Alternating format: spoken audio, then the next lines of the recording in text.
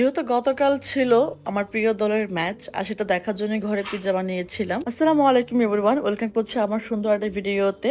তো আমি এই নিয়ে সেকেন্ড বারের মতো বাসায় পিৎজা বানানো হয় আমার ঘরোয়া পদ্ধতিতে। একদমই আমার কোনো কিছু কেনা ছিল না। তো ফার্স্টে আমি ডোটা করে নিই। আর ডোটা করার জন্য ফার্স্টে আমি 2 চামচ চিনি দিয়েছিলাম আর 1 চামচ ইস্ট আর সামান্য পর লবণ দিয়ে আমি 10 মিনিট পানিতে ভিজিয়ে রেখেছিলাম। তারপর যখন ইস্টটা অ্যাক্টিভ হয়ে যায় তখন আমি এখানে আড়াই কাপ আটা দিয়ে সুন্দর করে ডোটা করে নিই। করে নেওয়ার পর আমি রেখে রেখেছিলাম প্রায় 1-1.5 ঘন্টার মতো রেখেছিলাম আর কি। আর এদিকে আমার বেলকনিতে সুন্দর একটা গাছ ছিল ক্যাপসিকামের, আর ছোট ছোট মরিচের মতো ক্যাপসিকামও ধরেছিল। দুটো একটু বড় হয়েছিল কিন্তু জানি না কেন এগুলো অনেক ছোট হয়েছে।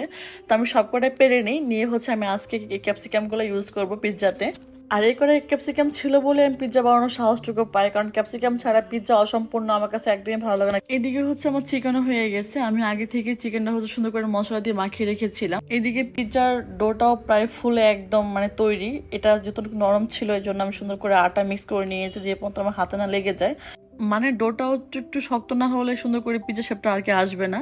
তো কিন্তু আমার অলরেডি পিৎজা আমার সেট করা ডান। আর আমি সাইড দিয়ে ডিমের কুসুম অ্যাড করেছিলাম। দেন তারপর আর ভিডিও করা হয়নি, কারণ ম্যাচ শুরু হয়ে যাচ্ছে তাড়াহুড়ার ভিতরে। তো অলরেডি পিৎজা আমার কমপ্লিট। আর দেখেন আপনাদের ভাইয়া ছুরি দাঁড়াচ্ছে তাও আবার হাতের ভিতরে পিৎজা কাটার জন্য। তার বেশি ভাজা পোড়া এগুলো খাওয়া নিষেধ, কিন্তু সে কোনোভাবে এগুলো মানতে চায় না, কেন জানি না। এই জন্য চেষ্টা করি যাতে বাসায় টুকটাক করে খাওয়া, যাতে বাইরেটা কম খাওয়া হয়। বাসাতে একদম নিজে হাতে তৈরি করে একদম ক্লিন থাকে সবকিছু।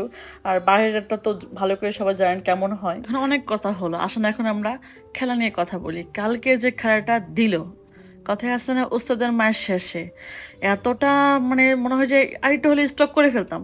এত অবস্থা খারাপ ছিল কালকে খেলা দেখে, লাস্ট মোমেন্ট চোখে পানি চলে আসছে যে আল্লাহ কি হইলো তাহলে, এবার কি সব শেষ?